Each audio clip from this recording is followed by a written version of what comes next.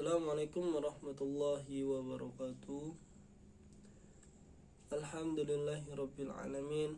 Allahumma shalli wa sallim wa barik ala sayyidina Muhammad al-fatih lima ughliq wal khatim lima sabaq nasirul haqqi bil haqqi wal hadi ila siratikal mustaqim wa ala alihi wa ashabihi haqqa qadrihi wa miqdarihi al-adim. Amma ba'du. Yang saya hormati Bapak Mutamam selaku dosen mata kuliah kewirausahaan.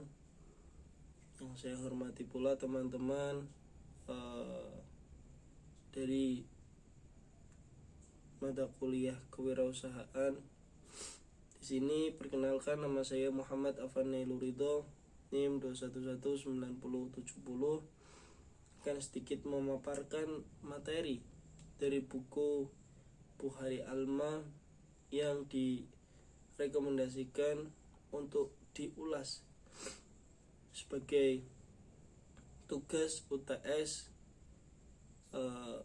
mata kuliah kewirausahaan. Langsung saja pada materi. Di dalam buku kewirausahaan ini terdapat beberapa subbab yang mana akan saya jelaskan satu persatu, mulai dari minat. Apa itu minat? Minat itu apa di dalam kewirausahaan? Nah, di sini menurut Slameto, minat adalah rasa lebih suka dan rasa ketertarikan pada suatu hal atau aktivitas tanpa ada yang menyuruh. Nah, jadi adanya rasa lebih suka atau ketertarikan tanpa disuruh, itu dia udah suka. Adanya rasa cinta, nah, atau minat lah. Nah, di situ ketertarikan pada sesuatu tanpa disuruh. Minat pada dasarnya adalah penerimaan akan suatu hubungan antara diri sendiri dengan suatu di luar diri. Nah, semakin kuat atau dekat hubungan tersebut, semakin besar minatnya. Menurut Crow and Crow mengatakan, minat berhubungan dengan gaya gerak yang mendorong seseorang untuk menghadapi atau berurusan dengan orang, benda, kegiatan, pengalaman yang dirangsang oleh kegiatan itu sendiri. Jadi minat adalah sesuatu yang menjadi ketertarikan kepada diri sendiri, sehingga menurut Winkel, minat diartikan sebagai kecenderungan subjek yang menetap untuk tertarik pada bidang studi atau pokok bahasan tertentu dan merasa senang mempelajari materi itu. Sehingga apapun alasannya, itu kita itu senang, minat, kita itu suka. Seperti halnya cinta, kita suka kepada seseorang itu tidak ada alasan yang tepat gitu loh, kenapa kita suka. Nah, itu minat momentan. Nah, ialah perasaan tertarik pada suatu topik yang sedang dibahas atau dipelajari. Untuk itu kerap digunakan istilah perhatian. Nah, ada istilah perhatian dalam arti minat momentan. Perlu dibedakan dari perhatian dalam arti konsentrasi, sebagaimana dijelaskan di atas, antara minat dan perasaan senang terhadap hubungan timbal balik, sehingga tidak mengherankan kalau siswa yang berperasaan tidak senang akan kurang berminat dan sebaliknya. Masuk ke ranah pendidikan, ketika siswa sudah berminat akan suatu pelajaran, contoh katakanlah pelajaran matematika, yang mana pelajaran matematika ini cenderung tidak diminati oleh siswa-siswa di luar sana, sehingga ketika siswa sudah mendapatkan minat, entah dari gurunya yang menjelaskan itu menarik atau dari pelajarannya itu yang membuat dia suka, maka apa yang menjadi alasan ketidaksukaan teman-temannya itu tidak berpengaruh terhadap dirinya. Seperti itu, dia udah berminat, ya udah, itu mau diberikan doktrin pada teman-temannya itu nggak berpengaruh. Dia kalau suka ya suka, kalau udah berminat ya berminat, seperti itu. Berdasarkan paparan tentang pengertian minat ya yang disampaikan dari beberapa sumber tadi, maka dapat disimpulkan bahwa minat adalah rasa ketertarikan pada suatu hal atau aktivitas tanpa ada paksaan dan merasa senang untuk mempelajarinya. Nah, ini timbul dari hati, timbul dari perasaan kita sendiri. Rasa ketertarikan tersebut bukan karena paksaan, tapi kesadaran yang tinggi, keinginan yang kuat untuk mencapai tujuannya. Nah, seperti itu. Itu minat. Lanjut ke wirausaha atau kewirausahaan. Di sini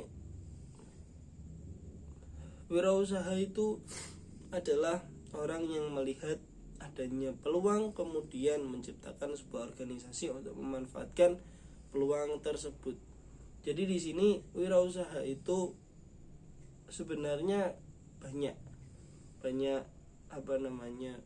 orang-orang yang mendefinisikan tentang kewirausahaan itu banyak.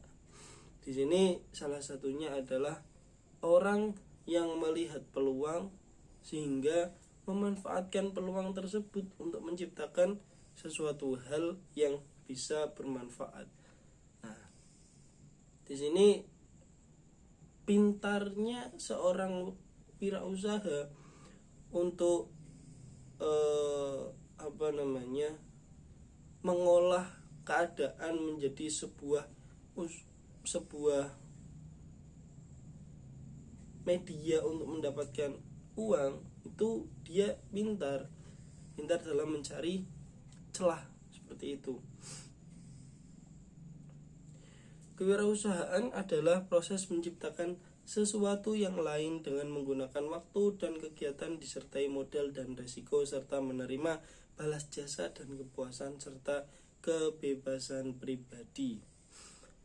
Di sini menciptakan sesuatu yang lain dengan menggunakan waktu dan kegiatan disertai dengan modal dan resiko, sehingga kita juga perlu memperhatikan modal ketika kita akan membuka sebuah usaha. Contohnya semisal di dalam sebuah lorong atau pinggiran jalan itu kok dilihat tidak ada yang jual atau tidak ada yang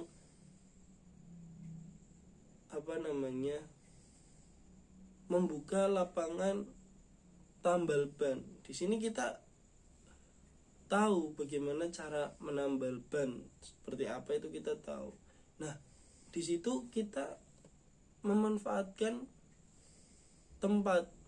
Nah, karena di situ sepanjang jalan antara jalan A sampai jalan B itu tidak ada tambal ban, itu maka kita membuka peluang usaha di situ. Kita membuka bisnis tambal ban. Jika kita tidak bisa, ya kita cari, kita yang punya modal, kita menyuruh orang lain untuk membuka peluang usaha itu, sehingga kita menempatkan modal dan juga resiko. Setiap usaha itu pasti ada resikonya, itu pasti. Sehingga sebagai seorang wirausaha itu kita berani yang namanya mengambil resiko untuk mencapai tujuannya. Itu adalah kerikil-kerikil yang menghambat di dalam perjalanan untuk meniti usaha kita sampai tujuan, seperti itu. Berdasarkan pengertian wirausaha di atas, dapat ditarik kesimpulan bahwa wirausaha adalah setiap orang yang memulai sesuatu bisnis baru. Nah, tadi bisa memanfaatkan peluang dengan menggunakan waktu yang disertai modal dan resiko serta menerima balas jasa. Balas jasanya apa ya? Ketika kita buka usaha, kita diberikan upah. Ketika kita membuka usaha makanan, ya kita menjual makanan, seperti itu. Hal tersebut menunjukkan bahwa wirausaha tidak hanya mengandalkan modal saja, tidak modal tok, juga berani mengambil resiko. Itu yang penting, berani mengambil resiko. Yang penting terjun aja, tidak usah mikir-mikir. Yang penting terjun, lakukan, rasakan, kemudian carilah apa yang kurang sehingga kita bisa memperbaiki, atau namanya trial control. Nah, mencoba terus serta memperbaiki, dikontrol, seperti itu. Selanjutnya yaitu minat wirausaha. Menurut Yanto, di sini dikatakan minat wirausaha adalah kemampuan untuk memberanikan diri dalam memenuhi kebutuhan hidup serta memecahkan permasalahan hidup, memajukan usaha atau menciptakan usaha baru dengan kekuatan yang ada pada diri sendiri. Hal yang paling utama yaitu sifat keberanian untuk menciptakan suatu usaha baru. Nah, sikap keberanian untuk menciptakan suatu usaha baru, sehingga tidak perlu mikir dua kali untuk menciptakan sesuatu, langsung saja. Ketika kita udah mantep, kita udah yakin akan menciptakan peluang usaha A, semisal katakanlah tadi bengkel, maka jalankan, ambil semua resiko yang ada. Nanti seiring berjalannya waktu kita akan berproses sendiri, kita akan tahu mana yang seharusnya kita lakukan, mana yang seharusnya tidak kita lakukan, mana apapun lah, seperti itu. Kekurangannya nanti akan kita rasakan setelah kita terjun langsung. Nah, di situ ketika kita cuma memikirkan terus, maka tidak ada yang namanya kekurangan yang nampak dan kita rasakan secara real, itu tidak ada. Seperti itu. Menurut Santoso, nah, di sini tadi ada menurut Yanto dan menurut Santoso. Di sini menurut Santoso, minat wirausaha adalah gejala psikis. Untuk memusatkan perhatian dan berbuat sesuatu terhadap wirausaha itu dengan perasaan senang karena membawa manfaat bagi dirinya. Inti dari pendapat tersebut adalah pemusatan perhatian yang disertai rasa senang. Pemusatan perhatian yang disertai rasa senang.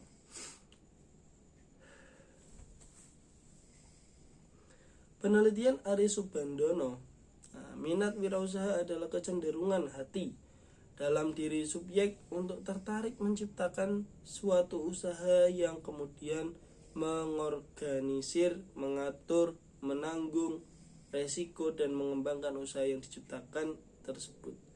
Minat wirausaha berasal dari dalam diri seorang untuk menciptakan sebuah bidang usaha. Tadi sudah dijelaskan. Berdasarkan definisi tadi, maka yang dimaksud dengan minat wirausaha adalah keinginan. Tadi minat itu udah yang namanya minat itu udah tidak ada paksaan, memulai dari diri sendiri, dari hati. Maka di sini keinginan, ketertarikan serta kesediaan untuk bekerja keras. Nah, di sini dari kata minat disandingkan dengan kata wirausaha. Wirausaha itu bisa diambil dari kata atau terdapat kata kerja keras di dalam wirausaha itu. Keinginan, ketertarikan, kesediaan untuk kerja keras atau berkemauan bekerja keras dengan adanya pemusatan perhatian untuk berusaha memenuhi kebutuhan hidupnya tanpa merasa takut akan resiko yang akan dihadapi senantiasa belajar dari kegagalan yang dialami serta mengembangkan usaha yang diciptakannya. Nah, di sini ketika kita sudah minat untuk melaksanakan wirausaha, maka yang ada kita terjun, kita rasakan, kita amati, dan kita hilangkan semua rasa takut, ambil semua resiko yang ada,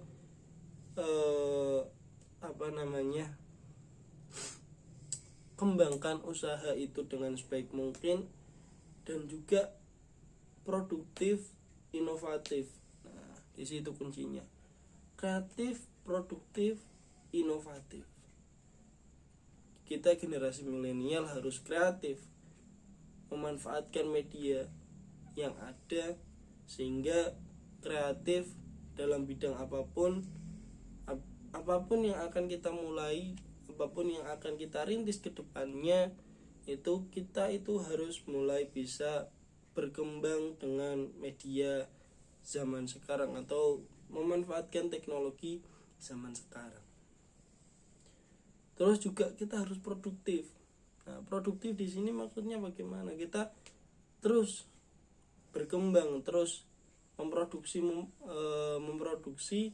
barang-barang atau terus berkembang dengan jasa-jasa yang kita tawarkan kepada mereka. Inovatif, kita belajar dari kesalahan kemarin, kita selalu berkembang terus dari mulai A sampai Z, itu kita harus terus berkembang sesuai dengan minat pelanggan, seperti itu. Nah, di sini dikatakan minat wirausaha tersebut tidak hanya keinginan dari dalam diri saja, tetapi harus melihat ke depan dalam potensi mendirikan usaha. Nah, masuk ke aspek-aspek minat. Nah, di sini ada minat kognitif dan minat afektif. Minat kognitif itu minat pengetahuan, dan minat afektif itu minat sikap. Bagaimana sih sikap kita? Bagaimana sih pengetahuan kita? Nah, didasarkan pada konsep yang dikembangkan siswa mengenai bidang yang berkaitan dengan minat. Apapun yang ada di sini kan dijelaskan bahwa aspek kognitif itu didasarkan pada konsep yang dikembangkan siswa mengenai bidang yang berkaitan dengan minat. Nah, apa yang dikembangkan siswa? Di sini sesuai dengan apapun ya, terserah, itu mengenai bidang yang berkaitan dengan minat, sehingga ketika siswa sudah minat, maka dia harus mengembangkan apa yang tadi sudah diminati tersebut. Terus dari aspek afektif atau aspek sifat, aspek sikap, bobot emosional konsep yang membangun aspek kognitif minat dinyatakan dalam sikap terhadap kegiatan yang ditimbulkan oleh minat. Tadi kalau udah ada pengembangan di dalam minat tersebut, maka jalankan. Nah, di sini aspek afektif itu berjalan seperti itu.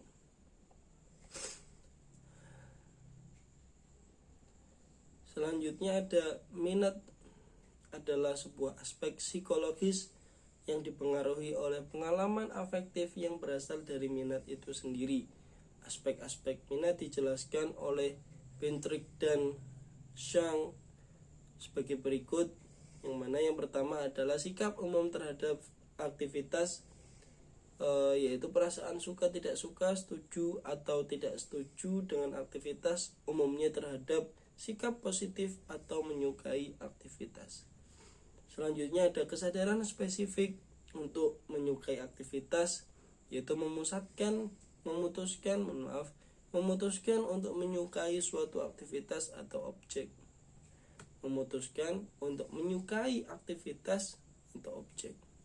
Selanjutnya ada merasa senang dengan aktivitas, yaitu individu merasa senang dengan segala hal yang berhubungan dengan aktivitas yang diminatinya, sehingga ketika kita meminati sesuatu kita merasa senang. Nah, ini hal yang lumrah, wajar. Ketika kita sudah minat dengan matematika, maka ketika kita sudah menyelesaikan pelajaran tentang matematika, kita tahu caranya, kita mengerti bagaimana cara menyelesaikan masalah di dalam soal matematika tersebut, maka timbul kesenangan di dalam diri sendiri hingga merasa senang dengan aktivitas itu. Selanjutnya, ada aktivitas tersebut mempunyai arti atau penting bagi individu. Selanjutnya, adanya minat intrinsik dalam isi aktivitas, itu emosi yang menyenangkan yang berpusat pada aktivitas itu sendiri. Tadi sudah dijelaskan. Berpartisipasi dalam aktivitas, yaitu individu memilih atau berpartisipasi dalam aktivitas.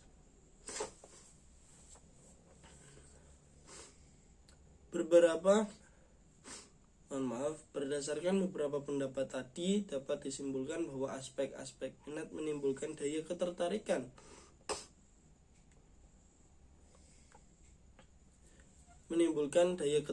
Yang dibentuk oleh dua aspek, yaitu aspek tersebut aspek kognitif dan afektif, berupa sikap, kesadaran individual, perasaan senang, arah kepentingan individu, adanya ketertarikan yang muncul dari dalam diri, dan berpartisipasi terhadap apa yang diminati. Berdasarkan definisi tadi, dapat disimpulkan minat wirausaha adalah keinginan, ketertarikan, serta kesediaan untuk bekerja keras atau berkemauan keras dengan adanya pemusatan perhatian untuk berusaha memenuhi kebutuhan hidupnya tanpa merasa takut akan resiko yang akan dihadapi, senantiasa belajar dari kegagalan yang dialami, serta mengembangkan usaha yang diciptakannya sendiri. Selain itu, minat wirausaha meliputi sikap umum terhadap wirausaha, kesadaran spesifik untuk menyukai wirausaha, merasa senang dengan wirausaha mempunyai arti atau penting bagi individu, adanya minat intrinsik dalam wirausaha.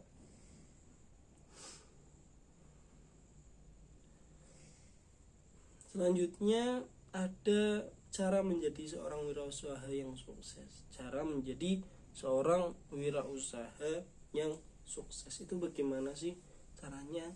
Konsisten ataukah bagaimana? Nah, di sini menurut Murphy dan Pick di dalam buku Bukhari Alma, ya, tentunya menggambarkan 8 anak tangga untuk mencapai puncak karir. 8 anak tangga ini adalah dapat pula digunakan oleh wirausaha dalam mengembangkan profesinya. Jadi ada anak tangga, kita harus melewati 8 anak tangga tersebut menurut Murphy dan Pick. Apa saja 8 anak tangga tersebut? Yang pertama, mau kerja keras. Yang kedua, bekerja sama dengan orang lain. Nah, yang ketiga, penampilan yang baik. Yang keempat, yakin. Yang kelima, pandai membuat keputusan. Yang keenam, mau menambah ilmu pengetahuan. Selanjutnya, ambisi untuk maju. Selanjutnya atau yang terakhir, pandai berkomunikasi. Nah, ada 8 anak tangga untuk mencapai kesuksesan. Mulai dari yang pertama, kerja keras. Kerja keras merupakan modal dasar untuk keberhasilan seseorang. Kerja keras itu modal utama untuk menggapai cita-cita.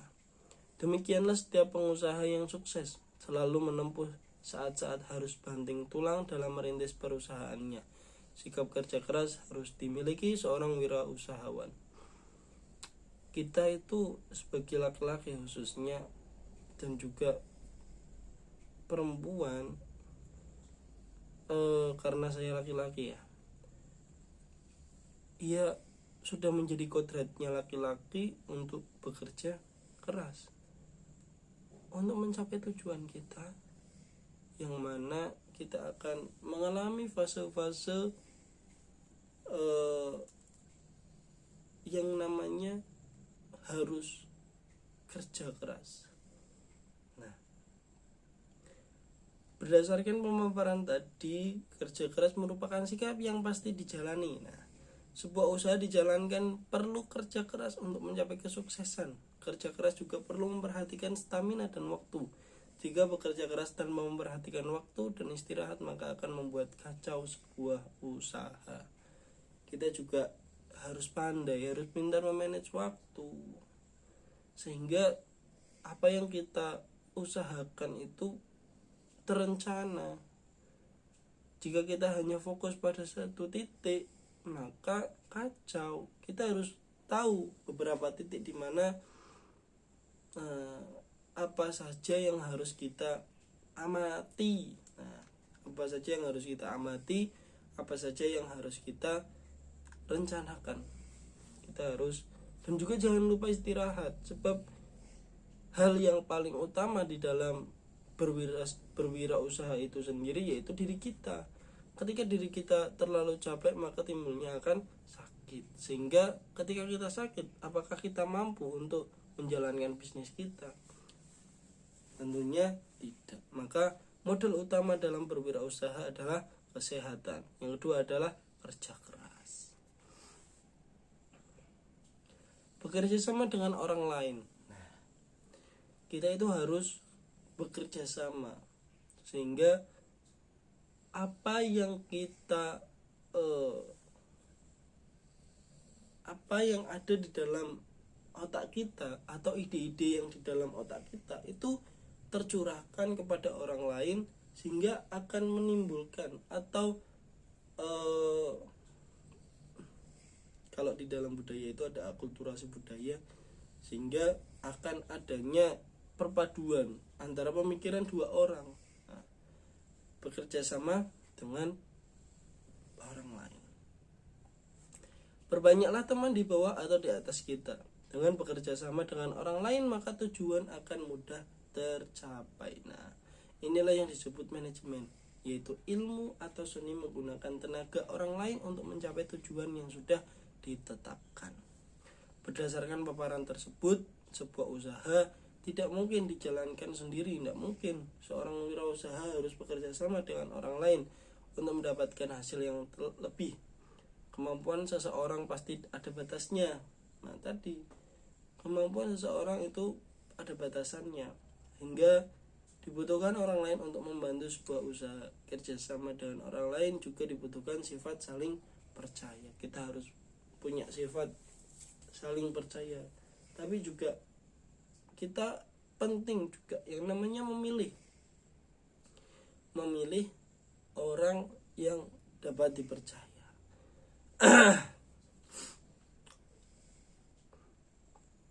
Masuk ke penampilan yang baik. Penampilan yang baik di sini enggak hanya good looking, enggak hanya penampilan body face atau yang lainnya yang berhubungan dengan fisik, tetapi juga ditekankan pada penampilan perilaku jujur, disiplin, sehingga hal ini itu yang menjadi pondasi utama dalam penampilan itu sendiri. Banyak kok orang yang tertipu dengan wajah cantik, terus wajah ganteng, intinya good looking, tetapi menyimpan sikap busuk di dalamnya. Dia hanya akan menghancurkan apa yang kita usahakan, sebab dia hanya mementingkan diri dia sendiri, tidak mementingkan usaha apa yang akan kita bina tersebut.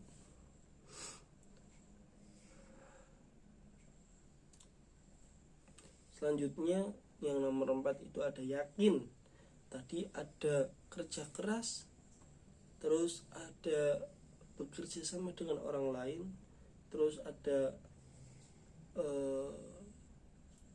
penampilan yang baik didasarkan pada penampilan jujur dan disiplin. Terus yang keempat ada yakin. Kita harus memiliki keyakinan diri bahwa kita akan sukses melakukan suatu usaha.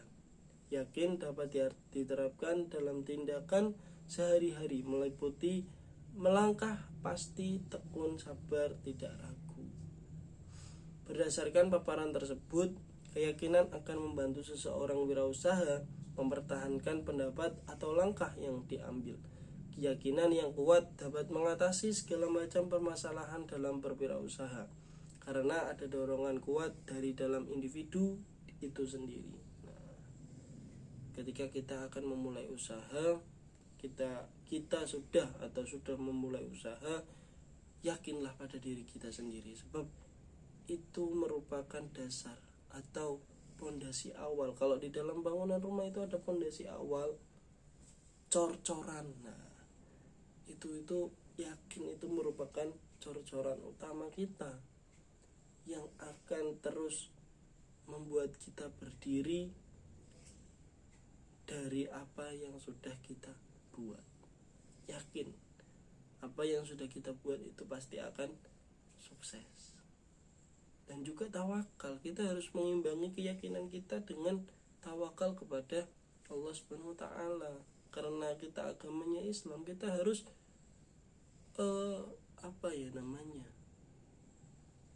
mempunyai keyakinan di dalam diri kita bahwa Allah Subhanahu wa taala akan memberikan petunjuk, memberikan arah, memberikan rezeki pada kita, sehingga hal itu bisa membuat kita lebih enjoy atau lebih merasa berkah di dalam menjalankan bisnis kita. Selanjutnya yang nomor 5 ada pandai membuat keputusan. Nah, sebagai seorang wirausaha, apapun bisnis kita nanti, apapun bisnis kita nanti, sekecil apapun usaha kita adalah bosnya. Nah, jika dihadapkan pada alternatif harus memilih, maka buat pertimbangan yang matang. Ketika kita dihadapkan pada suatu hal, sesuatu opsi, kita harus memikirkan yang matang. Pertimbangan kita harus jeli. Dampak apa yang akan ketika kita punya karyawan ya, dampak apa yang akan karyawan kita rasakan, dampak apa yang akan pembeli kita rasakan, dampak apa terhadap diri sendiri. Kita harus memikirkan itu. Kita harus memikirkan secara matang, sehingga ketika kita sudah yakin, kita berani mengambil resiko. Kumpulkan berbagai informasi, bisa mendapatkan dari orang lain atau mengambil setelah itu ambil keputusan, jangan ragu. Yang penting itu, ketika kita dihadapkan oleh sesuatu, kita hendaknya mencari menasihat orang lain, cari informasi apa yang seharusnya kita lakukan, terus kita buat keputusan dan jangan ragu. Yakinlah, niscaya Allah akan mengabulkan apa yang kita harapkan. Berdasarkan paparan tadi, pembuatan keputusan yang cermat dapat menghadapi atau mencegah sebuah permasalahan. Pertimbangan harus diingat. Pertimbangan yang kurang matang tidak akan menjadikan keputusan sempurna. Kita perlu ingat itu. Pertimbangan yang kurang matang tidak akan menjadikan keputusan itu menjadi keputusan yang sempurna. Selanjutnya, mau menambah ilmu pengetahuan, kita harus upgrade pengetahuan kita terhadap media, terhadap lingkungan, terhadap generasi yang sekarang. Generasi ini adalah generasi serba teknologi, maka mau nggak mau kita harus update ilmu pengetahuan terkait teknologi. Zaman sekarang pendidikan adalah nomor 1. Tenaga tak terdidik harganya murah, dan sebaliknya pendidikan